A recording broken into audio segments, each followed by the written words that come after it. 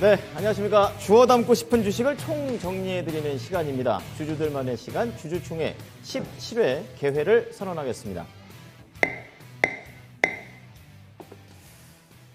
자, 오늘도 토마토 투자 자문회 대표 운용력들이 기업의 일일 대표가 돼서 기업의 비전을 말씀을 드립니다. 지난주에는 이제 저희가 한번 중간 점검을 도와드렸기 때문에 잘 따라오시라고 저희가 한번 이렇게 프로그램 마련했고, 이번 주부터는 다시 또 기업의 대표가 되면서 시장에 대한 그런 내용들 그리고 종목에 대한 매력들 말씀을 드리겠습니다.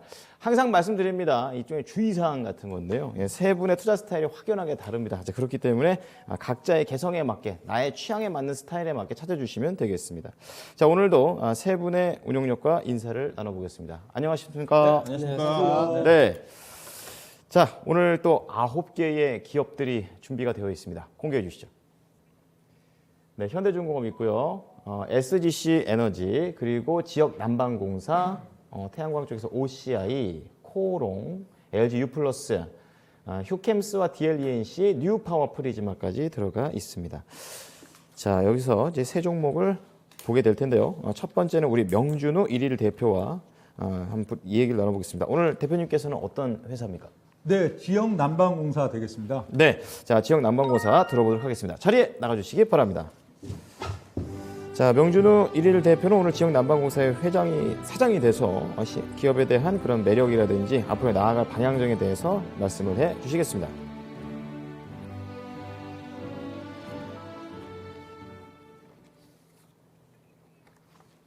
네, 오늘 주주총회 종목은 지역 난방공사가 되겠습니다.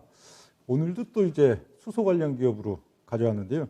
최근 보면 전기차, 2차 전지, 수소차, 수소 이런 쪽 라인들이 어느덧 이제 이 좀 확산세 종목들이 확산하면서 주도주를 또 늘리는 그런 양상들을 벌써 한 달 반 정도 8월 달 중하순부터 이제 또 새로운 종목들이 막 이제 치고 올라가는 그런 양상들이 나타나는데 한 달 반 정도 지금 되다 보니까 어떻든 지금 거의 후반전이죠. 대략 한 10월 중순 정도까지는 이쪽 섹터 순환매 랠리가 나올 걸로 보이는데 후반전이다 보니까 이제 또 많이 오른 종목들이 있어서는 뭐 오늘 뭐였죠? 갑자기 종목명이 생각나면 얘기. 이 종목들이 막 이렇게 급격하게 급락도 나타나고 그런 지금 양상들인데 아직 시장 지금 트렌드 수급을 놓고 봤을 때는 계속 수소 관련주 중에서도 좀 새로운 주도주, 새로운 대장주를 계속 좀 이제 붙고 싶어하는 그리고 만들고 싶어하는 그런 경향들이 상당히 좀 있기 때문에 오늘도 또 수소 관련 기업 중에서 밑에서 이제 꾸물떡 하고선 조금씩 오르기 시작하는 지역 난방공사 한번 가져와 봤습니다. 이 지역 난방공사 지금 보면 회사 볼륨은 그래도 꽤 큰 회사인데 시가총액은 5천억이 채 안 되죠. 회사 볼륨으로 보면 그래도 대형주 충분히 돼 있는데 이 시가총액은 굉장히 중소형 정도. 그게 좋은 거죠. 회사 볼륨은 소형주인데 시가총액만 초대형주 막 3조, 5조인 것보다는 또 거꾸로 좋은 면이긴 한데 지금 지역 난방공사 보겠습니다. 지역 난방공사는 단적으로 이제 열병합 발전, 친환경 열병합 발전을 통해 가지고 이제 생산한 열과 전기를 그 지역별로 구역별로 전국에 뭐 공급하는 건 아니고요. 또 이렇게 파이프가 이제 깔려 있는 또 그 발전 가용한 지역별로 이제 또 공급하는 공기업이 되겠는데요. 이제 집단 에너지 사업 그리고 신재생 에너지 최근에는 이제 또 수소에 대한 상당히 또 기대감도 커지고 있는 지역 난방공사가 지금 되겠는데요. 여기 보면 이 뭐 딴 건 다 그렇게 생소하진 않은데 그러니까 주로 이제 제품이라고 하는 거는 그 지역민들에게 이제 공급하는 것이 열을 공급하느냐, 전기를 공급하느냐, 아니면 또 차가운 물을 공급하느냐 이런 비중이 대략 이제 열을 공급하는 그게 이제 가을, 겨울 또 이제 난방이나 이런 쪽에 열 공급하는 게 한 51% 되고 전기가 45% 정도 된다 그렇게 보면 되고요. 여기 보면 좀 특이한 게 있죠. 뭐 LNG 이제 이런 열과 전기를 만드는 부분들에 있어서 LNG에 대한 비중 74% 뭐 가장 좀 많은데요.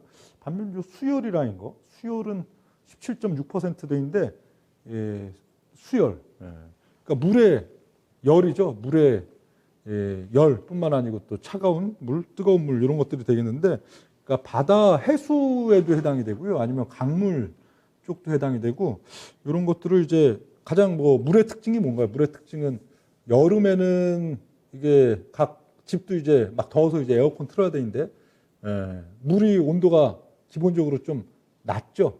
물 온도, 수온도 이제 여름이 되면 올라가긴 하지만 평시 이제 뭐 그런 공기 온도나 이런 거에 비해서 좀 낮은 특성들. 반면에 겨울에는 이제 각 집이 이제 난방을 해야죠. 추우니까, 공기가 추우니까. 근데 또 물의 온도가 상대적으로 또 이제 그때는 높으면 이런 차이를 활용해 가지고 이런 그 강물이나 아니면 또 뭐 바닷가에 인접한 또 도시들은 해수 이런 것들을 이제 냉난방 열 교환기라고 하는 쪽에다가 한번 돌리면은 거기서 이제 여름에는 차가운 냉각을 할 수 있는 그런 이제 또 공급을 할 수가 있고, 또 겨울에는 이제 난방을 공급할 수 있고 하는 부분들이 이제 수열 관련된 건데, 비중이 꽤 높죠. 한 17% 정도 되고요. 그리고 LSFO라고 나와 있는데, 이건 저유황 연료유라고 합니다. 이거 관련해 갖고 한 6.7% 정도 되는데, 기본적으로는 이런 회사다 그렇게 보시면 되고요. 다음 페이지 이제 보면요. 다음 페이지 지역 난방공사에 있어서 보면은 이렇게 열 수송관망, 그러니까 수도권 같은 경우에는 맨 위로는 이제 파주시에서 맨 밑으로는 이제 화성, 평택까지 해갖고 이게 파이프관이 이렇게 다 연결되어 있는 거죠. 그래서 여기에서 냉방이 필요할 땐 냉방을, 난방이 필요할 땐 난방을 여기다가 이제 또 공급하는, 이게 상당히 또 주된 면들이 되어 있고, 각 지역별로는 이제 청주, 세종, 광주, 전남, 대구, 양산, 김해 이런 쪽에 이제 그 지역별로, 이게 이 지역난방공사는 전국을 관할하지 못해요. 이렇게 딱 특정 그래도 수요가 많은 지역들 중심으로 이렇게 열 수송관 네트워크가 구성되어 있고, 또 열 생산을 해준다, 공급해준다 하는 그런 내용들이 되고요. 또 다음 페이지 이제 보면요, 이 역시 정부의 이제 신재생 에너지 정책 관련된 부분들이 또 지역 난방공사에 있어서도 수소에 또 상당히 기대감 내지는 또 주식, 지금 시장 트렌드가 좀 그러니까 수급 효과를 좀 기대할 수 있는 이런 면들이 되겠는데요.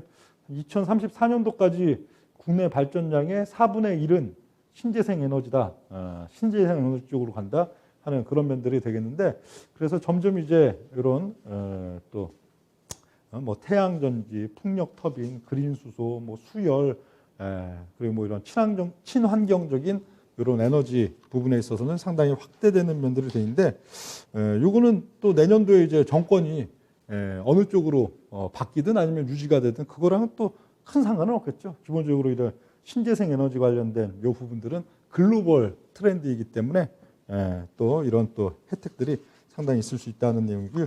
또 다음 이제 페이지 보면요, 액화수소 인프라 구축 관련된 이런 부분들, 그러니까 이제 수소 경제 관련해 갖고 이 수소 복합 지구 조성 선포 관련해 갖고 6,400억 원을 투자한다. 그래서 2024년도까지는 평택의 수소 특화단지에 액화수소를 제조하고 수소를 생산하는 이런 분들, 이게 이제 또 지역 난방공사에 있어서 수소 관련 기업으로서 나름 단순 테마가 아닌 중장기적으로 상당히 가능성이 있는 기업이다 하는 또 주된 요인들이 또 되고 있고요.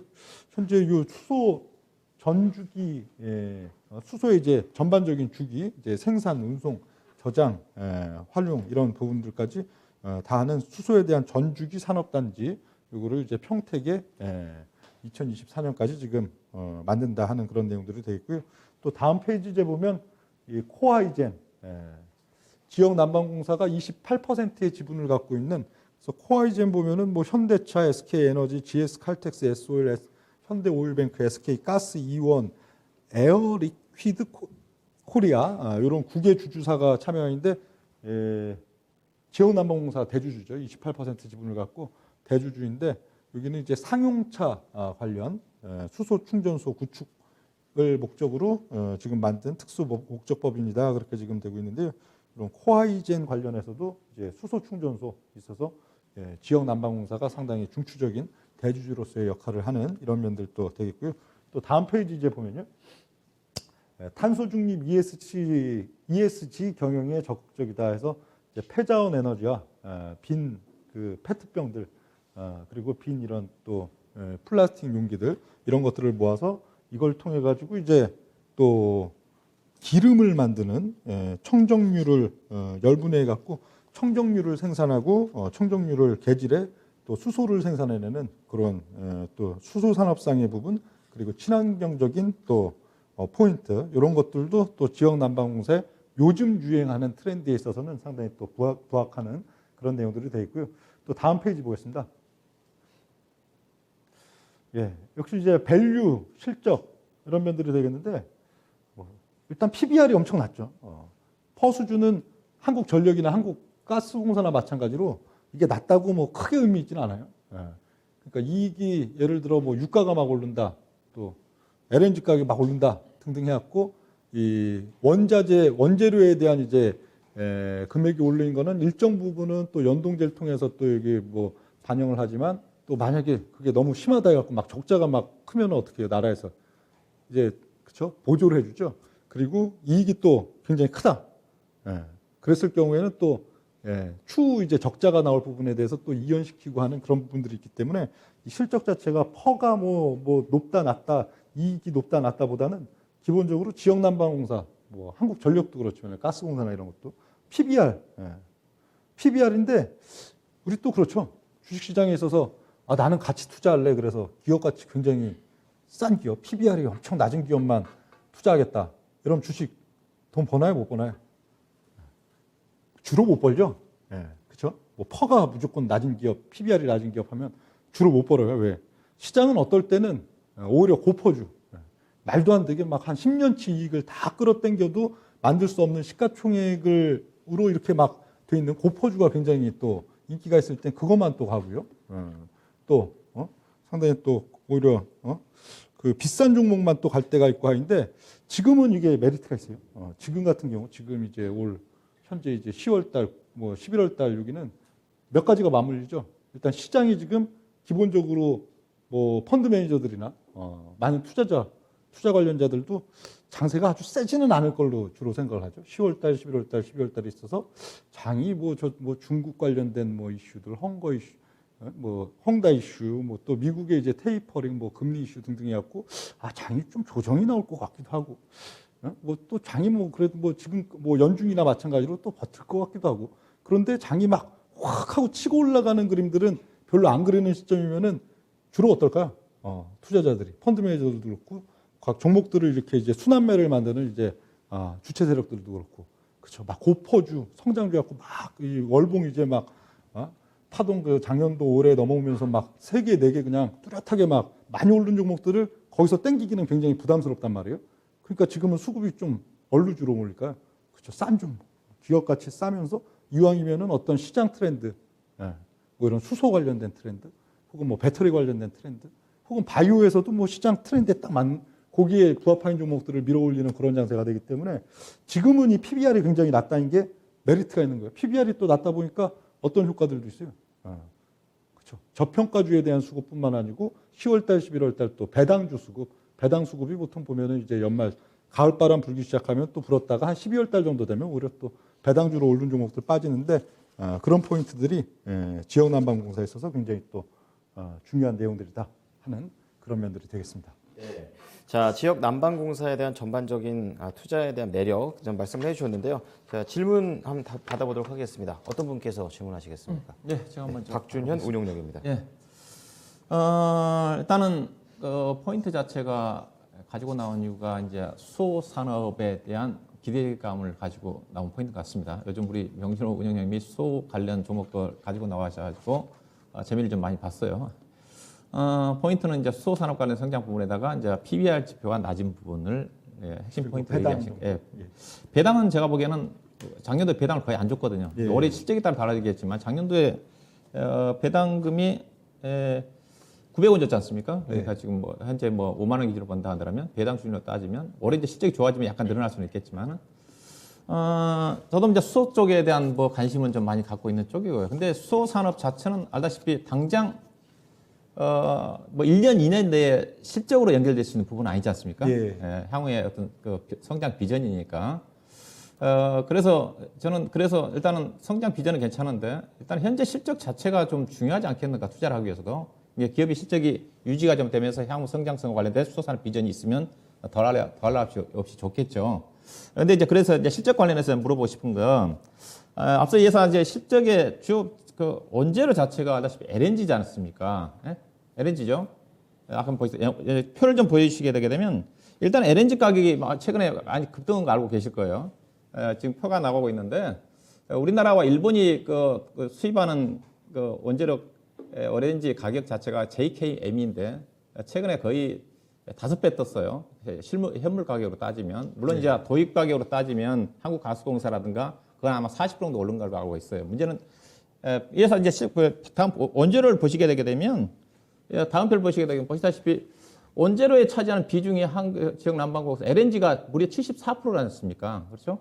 원재료 비중이 많으니까 지금 근데 최근에 LNG 가격이 최근에 많이 급등했단 말입니다. 그러면 분명히 아마 3분기라든가 4분기의 실적이 원재료에다 비용을 반영할 거예요. 근데 앞서 우리 명준호 대표님께서 원재료 가격 상승 부분 자체 일정 부분 반영시킬 수가 있다 그렇게 얘기를 하는데 근데 난방이기 때문에 그렇게 원가 올라간 것만큼 저는 반영하기 쉽지는 않다고 보고 있는 쪽이고 과거에 천연가스가 가격이 많이 올라갔을 때 이 회사 실적을 보시게 되면 2018년도 19년도에 거의 적자 수준이에요. 그래서 3분기 전망치 실적 전망치를 보시게 되게 되면 3분기와 4분기 성수기지 않습니까? 2분기보다 작년 동기에 비교해야 되는 거니까 작년도보다 적자폭이 더 늘어난 것으로 나오고 있거든요. 그래서 문제는 천연가스 가격 자체가 당장은 실적에 부담으로 작용하지 않겠는가 하는 쪽인데 그에 대한 생각은 어떠신지? 네, 제가 봤을 때도 LNG 가격 지금도 높지만 4분기 중에 더 오를 걸로 보여요. 예.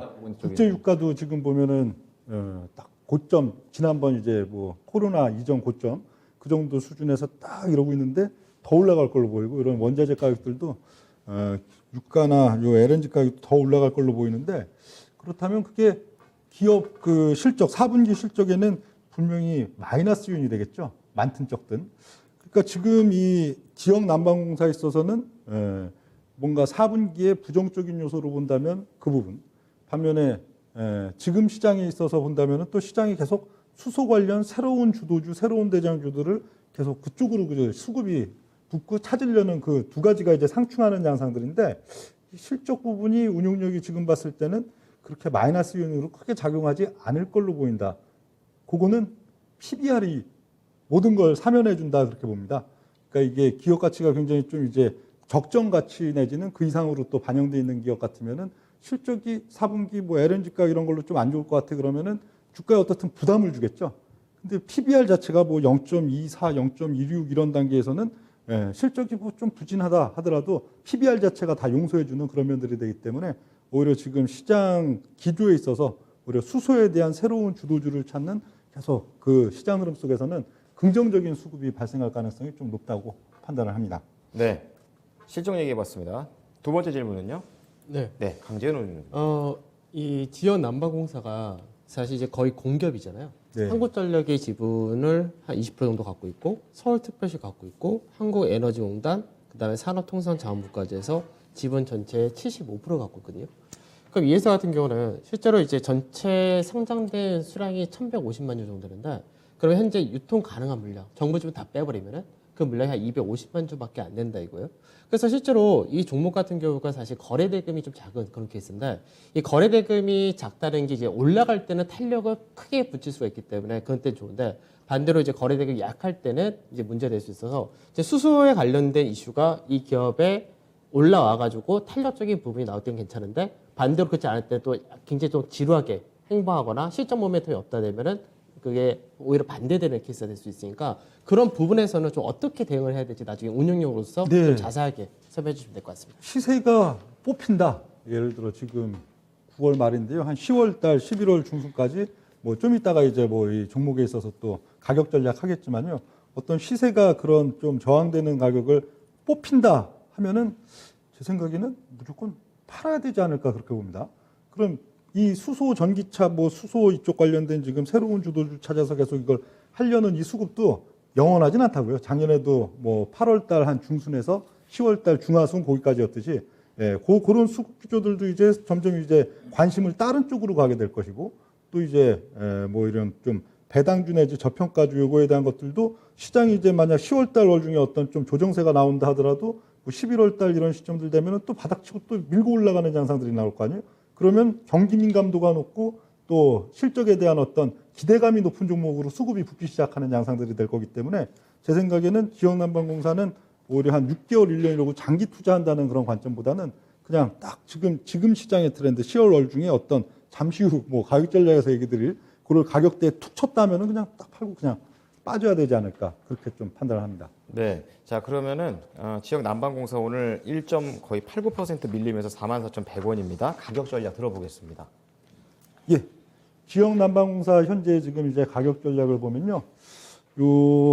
봄이었죠. 5월달, 뭐 6월달 초 이런 시점들에 하나의 좀 상승 사이클들이 있었고 그 이후에는 지금 한 3개월 정도 주가가 좀 이제 조정을 받는 그런 양상들이 있었는데요. 그러다가 8월달 이제 증시 좀 약했을 때 8월 10일 전후부터 이제 지수 폭락 나올 때 거기서 쑥 밀렸다가 그걸 지금 쓱 메꿔 놓고선 이제 이번 주 흐름부터 조금씩 움직이고 있는 그런 양상들이 되겠는데 운영력이 봤을 때는 대략 지금 한 11월 뭐 10월달 월중일 수도 있겠지만 뭐 한 조금 길게 봐도 한 11월 한 중순 한 중하순 그 전까지의 시세를 오히려 노려야 된다. 그렇게 지금 보여지고 가격에 있어서는 여기서 이제 뭐 1차적으로 만약에 이제 또 신고가를 툭 치고 올라갔다 하면은 1차적으로 가격 저항 있는 위치가 한 55,000원 정도. 근데 55,000원짜리도 또 그 시점 이제 시장 수급이 계속 좀 탄력적으로 잘 붙어주면은 한 63,000원 정도까지는 또 치고 올라갈 가능성은 상당히 있는데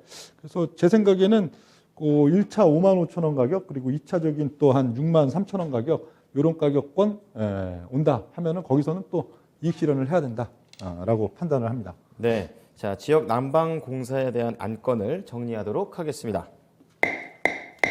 네, 자리에 들어와 주십시오. 자, 오늘 명준호 대표가 소개를 해드린 지역 난방공사 지금 1차 목표가 55,000원 그리고 더 간다면은 63,000원까지 또 볼 수 있다 이렇게 얘기하셨으니까요. 11월 중하순 정도의 기간을 잡고 계십니다. 이 부분 참고해 보시기 바랍니다. 자, 두 번째는 박준현 대표가 되겠습니다. 오늘 어떤 회사가 되겠습니까? 네, 코롱 가지고 왔습니다. 네, 자리에 나가주시기 바랍니다. 자, 박준현 대표 오늘은 코롱과 관련해서 전반적인 회사에 대한 소개 그리고 운영 철학에 대해서 말씀해 주시겠습니다.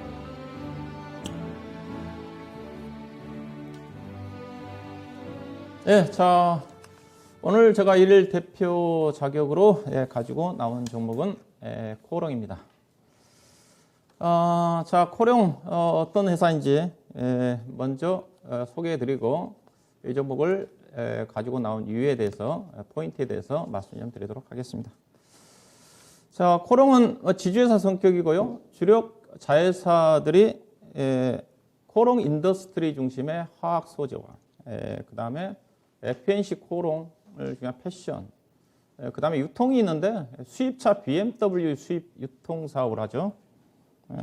그리고 코롱제약, 코롱생명과학, 그 다음에 코롱 티슈전 현재는 지금 상장 실질 심사를 받고 있는 중심의 제약, 바이오 등의 자회사를 거느리고 있는 회사다 보시면 될 것 같은데요. 먼저 주요 자회사들 좀 어떤 회사가 있는지 표를 좀 보고 설명해 드리도록 하겠습니다. 이제 코롱 지주회사가 있고 코롱 인더스트리가 있죠.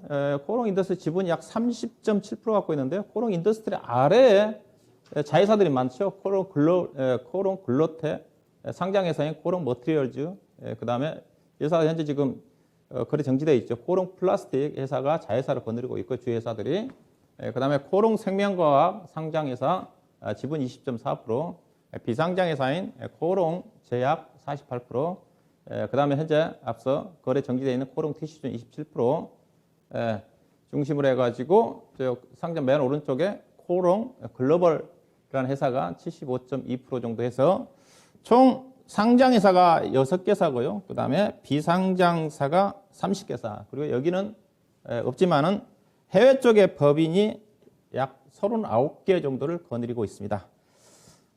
코롱그룹이 한때는 세계 10위권 이내까지 진입했던 회사인데요. 지금은 많이 떨어졌죠.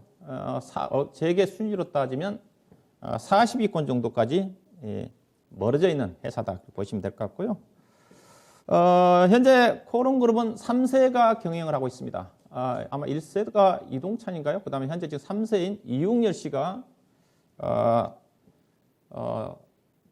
그룹 회장으로 있고, 현재 지금 그 다음에 그룹 4세인 유기호 씨가 지금 현재 경영 수업을 코롱 글로벌 쪽에서 부사장으로 하면서 수업을 받고 있다. 자, 그 정도로 회사를 좀 말씀 좀 드리도록 할 거고요. 자, 이 종목 우리 주주로서 제가 모시고 싶은 포인트에 대해서 말씀 좀 드리도록 하겠습니다. 가장 포인트 자체는 저도 이 종목 포인트 자체는 수소산업이다. 성장 모멘텀 자체는. 앞서 제가 또 우리 명준호 운영위원께서 수소 관련 한국 지역 난방공사를 했지만은 저는 이 종목 앞서 제가 명준호 운영 얘기할 때 지역 난방공사는 실적이 좀 불확실하지 않느냐 그걸 지적했지만은 예산은 수소산업에 대한 성장성 부분에다가 실적 자체가 확실하다.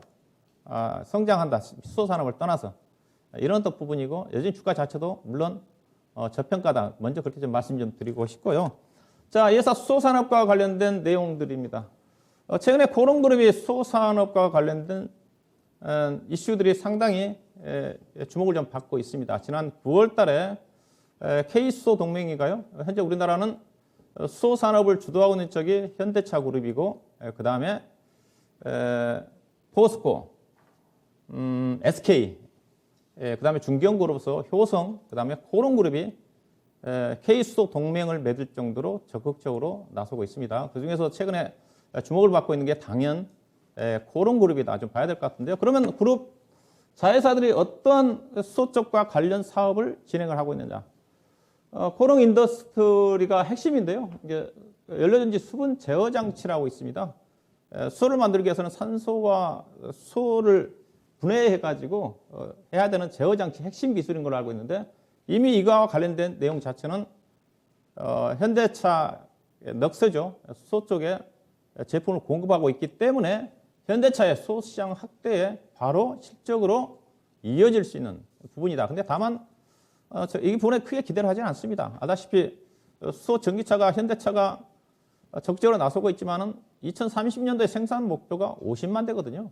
전기차에 의해서는 턱없이 생산량 부족하다. 그렇지만은 현대차가 수소 시장을 리드하고 있는 부분이기 때문에 거기에 거래관계를 형성하고 있다는 측면에서 코롱 인더스트리가 충분히 핵심으로 자리매길 가능성은 충분히 있다. 그런 기술을 가지고 있기 때문에 그렇게 말씀드리고 싶고요. 그다음에 코롱 플라스틱은 최근에 많이 이슈화 좀 되고 있는 쪽이죠. 친환경 플라스틱에다가 신재생에너지 쪽까지 확대가 되어 있는 쪽이니까 코롱 플라스틱의 주가가 최근에 거의 아마 3배 가까이 급등한 걸 알고 있는데 근데 예산은 코롱과 직접적인 지분 관계는 없습니다. 앞서 표를 보시다시피 코롱 인더스트리가 코롱 플라스틱을 지배하고 있기 때문에 우회적으로 코롱에 영향을 미친다고 좀 보시면 되겠죠. 그 다음에 코롱 글로벌은 이제 건설회사가 포함이 되어 있기 때문에 풍력에너지와 해상, 육상, 풍력과 관련된 신재생에너지 쪽에 적극적으로 나서고 있는 거고요. 그 다음에 코롱 글로벌 텍 자체가 또 수소와 관련된 고압 연기와 관련해가지고 진출을 하고 있는데 전반적으로 그룹 핵심 자회사들이 수소 시장과 관련된 적극적인 투자를 하고 있는데 이거를 전체적으로 주도를 하고 있는 사람이 누구냐? 앞서 현재 지금 현재는 이웅열 회장이 그룹 회장이지만은 향후에 그룹을 이어받을 수 있는 유기호라는 나이가 아마 37살 정도 됩니다. 그 사람이 총 지배를 하면서 적극적으로 나서고 있다. 이렇게 말씀 좀 드리고요. 다음, 그 다음에 이제 실적인데 이제 예산은 지주사이기 때문에 핵심 자회사들의 실적을 좀 봐야 되겠죠. 핵심 두 개 자회사는 두 개 회사입니다. 코롱 인더와 그 다음에 코롱 글로벌입니다. 다른 회사는 별로 영향이 없기 때문에 별로 주목하고 싶지 않고요. 이 두 개 회사 실적에 거의 연결에 대한 지분 이익 자체가 거의 80~90%를 차지하기 때문에 이 회사 실적에 따라서 코롱의 지주회사 지분법 이익이 반영이 좀 되겠죠. 자, 핵심 자회사 코롱 인더스트리입니다. 지분 30.7%를 가지고 지분은 많지 않지만은 절대적이니까. 회사가 지금 표를 보시다시피 주요 사업 자체가 지금 올해와 내년도에 실적이 증가할 거라는 전망이지 않습니까? 대폭적으로 증가되는 쪽이죠. 주요 산업자재라든가 화학이라든가 필름, 패션 부분 모든 사업이 좋아지면서 그 다음에 오른쪽에 있는 코롱 글로벌입니다. 코롱 글로벌은 주 사업 자체가 아파트 건설회사니까 향후에는 이제 풍력시장이라든지 신재생 확대를 한다고 그랬으니까 회사가 지금 8월 기준으로 해가지고 아파트 분양 물량이 7,343가구를 분양을 했습니다. 올해 목표했던 계획의 71%를 달성을 했어요. 대부분 건설회사들이 6월 말까지 본다 한다면 당초 목표했던 아파트 분양 물량 자체를 한 40% 정도 채 달성을 못했거든요. 그런 관점에서 또 최근에 수주가 증가되고 있기 때문에 무난하게 지분의 75%를 가지고 있는 코롱건설의 실적도 글로벌도 좋아진다. 그러면 코롱의 지주사도 지분법 순이익이 증가되는 흐름이라고 보시면 될 것 같고, 다음 표를 보시면, 자, 그래서 이 회사 실적입니다. 그래서 자, 전망인데 앞서 이제 두 개 핵심 회사 보시면 작년도와 올해 내년도까지 전망치를 제가 표를 좀 숫자로 잡았죠. 순이익 기준입니다. 아무래도 코롱은 지주회사이기 때문에 순이익이 중요하죠. 순이익 자체가 코롱의 지주회사의 가치 증가를 가치의 변수로 작용하기 때문에. 자, 코롱인더 같은 경우는 작년도에 단기 수익 2,034억이었고 올해 지금 전망치가 2,386억입니다. 앞서 표를 보여드렸다시피 내년도 성장 안 하니까 내년도도 충분히 올해보다 10% 이상 증가하는 실적이 나올 것 같고요. 그 다음에 이제 코롱 글로벌이 상당히 실적 기여도가 크죠. 작년도에 826억인데 1,485억, 올해 내년도 1,676억을 예상을 합니다. 그 다음에 코롱 생명과학은 작년도에 432억 적자 났는데 반기에 63억 흑자 이익이 났고 하반기는 올해와 내년도는 전망이 없기 때문에 제가 기입하지 않았고요. 그다음 코롱 플라스틱도 작년에 순이익이 30억인데 올해 254억으로 크게 증가를 합니다. 자, 그래서 결론적으로 통틀어서 상장되어 있는 회사들을 단기 수익을 보게 되면 작년도 2,458억인데 올해 우리가 4,188억까지 이익이 두 배가 증가되니까 그다음 내년도도 4,583억이죠. 그래서 코롱의 지주회사의 실적 증가로 영향을 미친다. 그렇게 보시면 될 것 같아요. 다음 표를 보시면 그 다음에 이제 이게 주가 상승 모멘텀이 이제 코롱 TC중과 관련된 인보사와 관련된 부분인데요. 알다시피 코롱 인보사는 국내 식약처에서 성분 이상으로 인해 가지고 2019년 5월 달에 국내 판매가 중지가 됐죠. 중지가 된 상태에서 코롱 TC중 주가 자체가 현재 지금 거래 정지된 상태입니다. 2022년도까지 상장 실질 심사 개선 여부에 따라 가지고 폐지 여부 결정이 좀 되는데 현재 미국 인보사와 관련 임상, 우리나라에서는 식약청에서 거래 정지되어 있지만은 올해 4월 달에 미국 식약청에서 임상 3상을 해도 된다. 허가를 받았습니다. 그래서 올해 12월 달부터 환자들 대상에서 투약을 시작을 한다는 거거든요. 그런데 저는 이 부분은 일단은 거의 잘 되면 대박이고 안 돼도 코롱에 미치는 영향은 전혀 없다. 왜 그러냐면 다음 별 보시게 되게 되면 이미 코롱 TC주는 코롱이 27.2% 지분을 갖고 있지만 장부 가격이 보시다시피 제로예요. 제로라는 건 무엇이냐? 제로라는 것 자체는 이미 손실 부분을 다 처리했다는 겁니다. 부도 났을 거라 생각하고 만약에 거래가 돼서 코롱 TC주는 정상 거래된다 한다면 온 상태가 되겠죠. 그래서 코롱 TC주는 위쳐봤자 번정이다. 잘 되면 대박이다. 그런 관점 보시면 될 것 같아요. 그다음에 이제 지주회사니까 제가 실질 BPS를 계산해 봤습니다. 지분에 따라서 상장회사만 현재 장부 가격으로 코롱의 가치는 장부 가격 8,665억이에요. 근데 제가 어제 날짜 기준으로 해서 코롱 인더스트리 지분 가치 30.9%, 장부 가격은 4,553억인데 오늘 주가가 많이 빠진 걸 감안해야겠지만 어제 날짜로 9,270억, 즉 4,717억이 반영이 안 됐고요.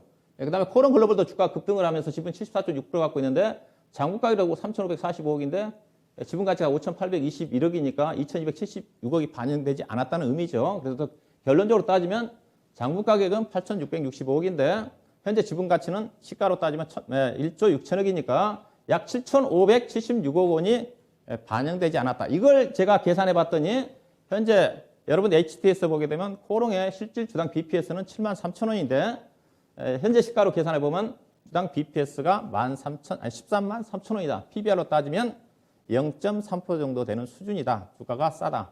자, 다음 표를 보시게 되면 자, 그러면 이제 코롱의 이제 실적 전망입니다. 다시 돌아와서 그래서 코롱은 현재 지금 상반기까지 영업이익 1,725억, 단기 수익 1,000억입니다. 앞서 핵심 자회사인 코롱 인더와 그다음에 코롱 글로벌이 하반기 때도 상반기 때 이상의 실적을 낼 것으로 보고 있기 때문에 2,000억 이상은 단기 수익이 날 것 같아요. 그래서 주당 EPS가 16,000원, PR로 따지면 2.6배, PR이 2.6배, 그렇죠? 그 다음에 PBR이 0.6배 되는, 0.6배인데 앞서 실질적으로 제가 현재 가격을 계산한다면 0.3이다.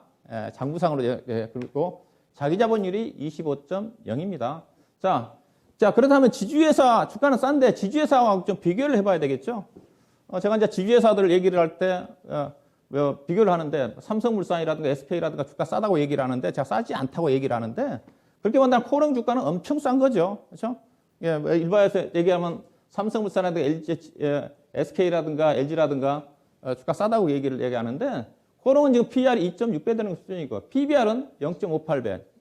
현재 장부 가격으로 환산하게 되면 시가를 환산하면 0.3배 정도 수준이 있으니까 그 다음에 중요한 것 자체가 자본의 효율성이 가장 높다는 거죠. 자기 자본율이 25.0. 그러니까 어떻게 본다면 삼성물산이 향후에 연간 5% 정도 자산이 증가되는 국면 쪽에서 이 회사는 무려 1년에 25% 증가된다는 겁니다. 이론적으로 따지면 삼성물산이 연간 3년 동안 10% 성장할 때 이 종목은 3년 동안에 누적으로 감안하면 100% 올라갈 수가 있다는 거죠. 자산이 그렇게 증가되니까 자본 효율성이거든요. 그리고 시가총액이 가장 낮지 않습니까? 코롱그룹의 지주회사인데 시가총액이 지금 효성이 시가총액이 2조 5천억, 그다음 하나가 2조 6천억, GS가 4조 1천억, 감안하면 5천억의 주가는 효성은 주가가 싸지 않는가 그런 관점에서 코롱 충분히 관심을 가져볼 만한 종목이지 않겠는가 그렇게 말씀드리도록 하겠습니다. 네, 코롱과 관련해서 질문 받아보겠습니다. 어떤 분께서 하실까요? 그 코롱 같은 경우 핵심 자회사가 코롱 인더지 않습니까? 네.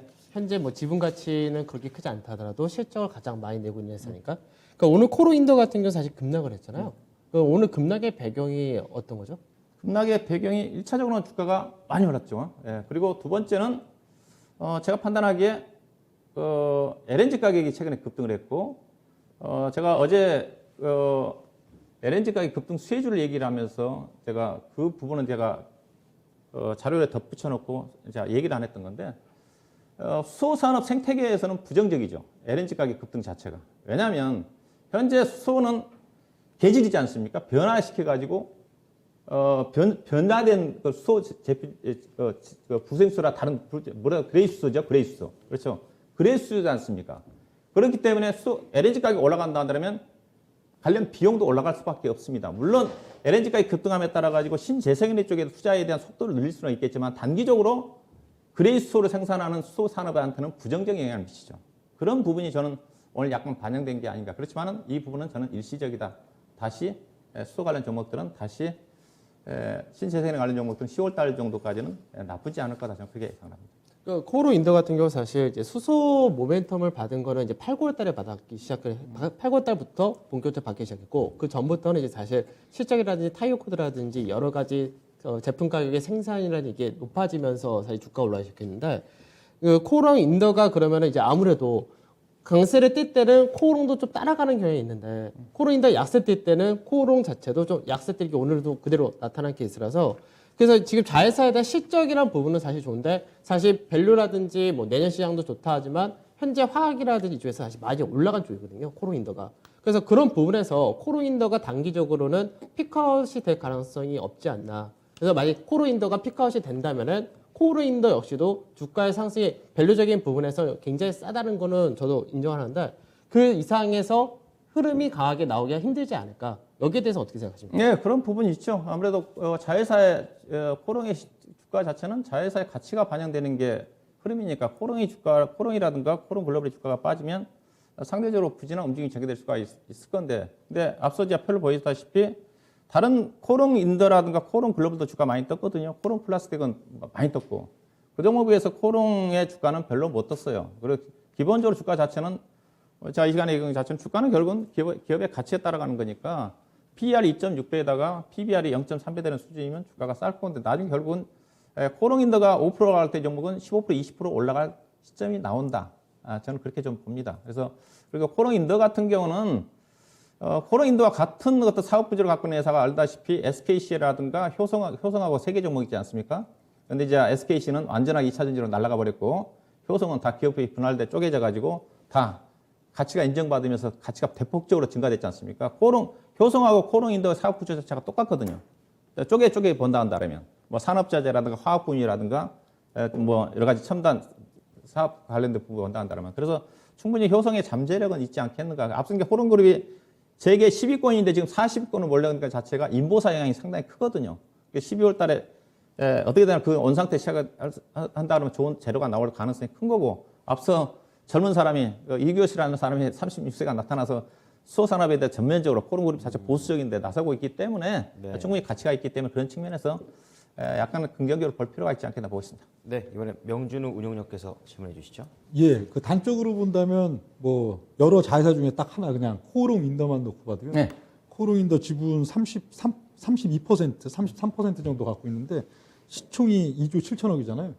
그뭐 코오롱의 사실 가치가 코오롱 인더만 갖고도 한 9천억 원 돼야 되는데 시총은 그 반뿐이 안 되죠. 코오롱 자체가. 그렇죠. 시가총액 지금 오늘 예. 떨어져서 한 5천억 아래입니다. 예. 그런데 그게 또 역설적으로 오히려 뭐 코오롱이 앞으로 이 연결 실적이 좋아지든 또 이제 PBR이 워낙 또 낮은 상태가 계속 또 유지되든 주가가 또 그렇게 탄력적으로 오를 일이 없다는 그 좀 역설이 되지 않을까. 많은 홀딩스나 많은 또 이제 이 지주회사들이 대부분 또 그런 양상들을 주니까요. 거기에 대해서 좀 어떻게 생각하시나요? 그러면 일단 전략까지 차트 좀 보여드리시고 먼저 주봉을 좀 보여주시죠. 차트. 먼저 주봉 좀 일봉 보여주시고 주봉을 좀 보여주시면 자 탄력적이지 않다. 자 코롱이 2018년도 17년도에 주가가 8만 원 갔습니다. 지금 주가 4만 원입니다. 자 이때 주가가 갔었던 것은 코롱 TCG 영향이 컸을 거예요. 코롱 생명과학이라든가. 근데 앞서 코롱 생명과학이 미국에서 인보사와 관련해 가지고 지금 임상 재개를 받았고 12월 달 투자가 됐는데 만약 좋게 나온다 한다면 충분히 주가가 어느 정도 그 이후에 코롱 그룹의 실적 자체는 대폭적으로 좋아졌으니까 충분히 주가는 탄력을 받을 수가 있다고 봅니다. 그런 어떤 그래서 현재 미국의 12월 달부터 인보사 임상 투여가 시작되는 시점 전후에서 지금은 이제 수소산업이지만은 그런 어떤 부분을 고려해 본다 한다면 주가는 충분히 탄력이 아니라 충분히 강하게 리스크는 크지는 않을 것 같고 왜냐하면 시가총액 4천억대니까 중기형 그룹의 지주회사가 그런 측면에서 좀 보셔야 되면 될 것 같고요. 전략까지 함께 좀 말씀드리도록 하겠습니다. 자, 일봉을 좀 보여주시면요. 일봉 보여주시면 일단 오늘 주가가 좀 많이 흘러내렸습니다. 아마 3만 지금 20일 이동 평균선이 아마 3만 8천 원대 위에 있으니까 3만 9천 원 정도 현재 주가 자체가 오늘 진입할 수 있는 가격이 좀 될 것 같고요. 매도 목표는 한 5만 2천 원 정도. 대신 손절 가격은 36,500 정도를 보시고 접근하시면 될 것 같습니다. 네, 코롱과 관련된 안건을 정리하겠습니다. 네, 자리에 돌아와 주시죠. 자, 오늘 박준현 1일 대표의 종목 코롱이었습니다. 매수가 39,000원을 전후해서 매수를 하자고 얘기하셨고 목표가 52,000원, 손절가 36,500원을 제시했습니다. 자, 마지막으로 우리 강재현 1일 대표 대기하고 계시는데요. 어떤 회사인가요? 네, 저는 이제 오늘 LG U+ 말씀드리도록 하겠습니다. 네, 자리에 해주시기 바랍니다. 자, 이동 통신사 중에 하나 LG U+, 최근에 디즈니 플러스 파트너사로 선정됐다는 그런 이슈도 있었죠. 자세한 내용들 들어보겠습니다. 네, 안녕하십니까. 강재훈 의원입니다. 오늘은 이제 LG U+ 이제 통신사에 대해서 말씀드리도록 하겠습니다. 사실 우리가 요즘 시장 보면은 통신주들이 상당히 좋다 이렇게 생각하시는데 통신주 하면 우선 첫 번째 떠오르는 것이 배당 그리고 내수 방어주 이렇게 생각할 수 있는데 사실 이제 통신주들이 어떻게 보면은 너무나 전통적으로 생각할 때는 이제 단순하게 우리가 스마트폰에서 이제 서비스 들고 이제 5G에 따른 데이터 관련돼서 이제 매출이 증가를 하고 이 정도만 생각했는데 사실 통신주들의 변화는 작년 재작년부터 계속해서 이어져 왔습니다. 다만 시장에서 이 부분에 따라서 예전에 고정관념이 있기 때문에 그런 부분을 크게 생각을 못했던 그런 케이스였는데 이제 최근 들어서 조금씩 부각이 되는 그런 흐름이죠. 그래서 LG U+부터 오늘 하나씩 좀 설명해 드리도록 할 텐데 우선 LG U+ 같은 경우 보게 되면은 이제 전체적으로 매출, 그러니까 뭐 주주 자체는 당연히 지주회사 LG가 대부분 차지한다 되고요. 국민연금에서 약 10% 정도 그 외적으로가 나머지 지분을 가지고 있다 됩니다. 그러니까 매출 자체가 LG U+가 주로 어디서 나오느냐 이 부분인데 대부분은 이제 통신 사업에서 그대로 나옵니다. 그래서 통신 쪽에서가 약 80% 정도의 매출이 나오고 있고, 이제 최근 들어서 IPTV라든지 그 외적인 부분, 그래서 여러 가지 이제 단순하게 통신 사업만 하는 것이 아니라 그 외적으로 파생을 계속해서 하고 있는데, 여러 가지 이제 제휴도 많이 하고 있습니다. 뭐 우리가 알다시피 넷플릭스라든지 최근 들어서 디즈니 이것도 있고, 그 외적으로 게임 쪽에서도 역시 같이 제휴를 이제 맺고 있는 그런 회사가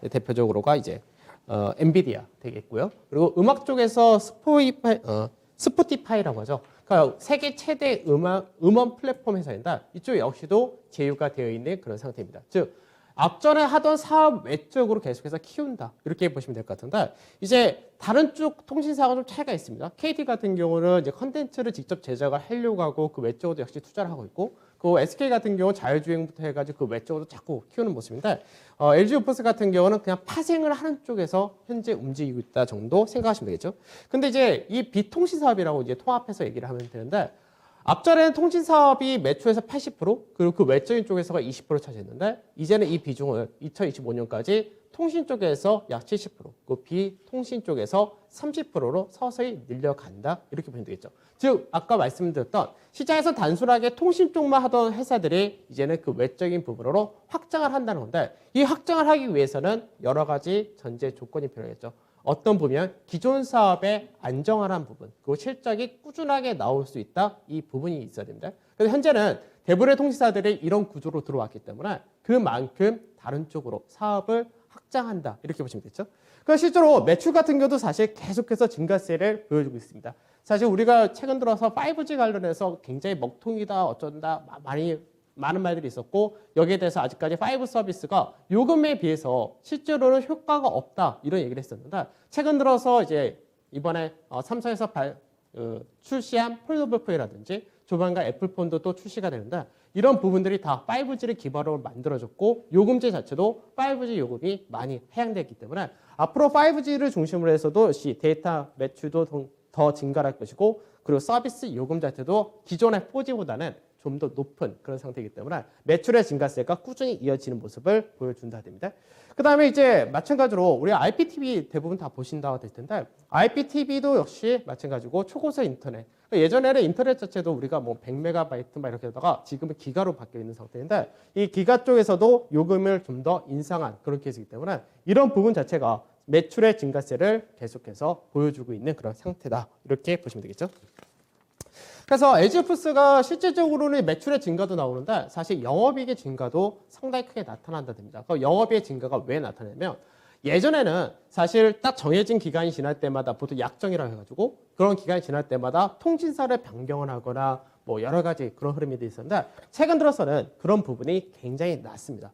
특히나 LG우플러스 같은 경우는 소비자 만족도가 그만큼 높다 이렇게도 볼 수 있는데 그러다 보니까 이제 해지율 자체가 크게 떨어졌다가 되고요. 그리고 마케팅 비용 역시도 이제 통신사들이 아주 적극적으로 이렇게 해지율이 낮아진 상태에서는 그렇게 광고를 많이 안 한다 됩니다. 그러다 보니까 신규 사업에 대해서는 광고를 하지만 기존의 통신 사업에 대해서 즉 이 시장에서의 브랜드만 알리는 그런 광고를 지양을 하고 있다 보니까 그 부분 역시도 마케팅 비용의 감소가 나타나고 역시 이익의 증가 이렇게 연결이 되는 그런 과정이다 이렇게 보면 되겠죠.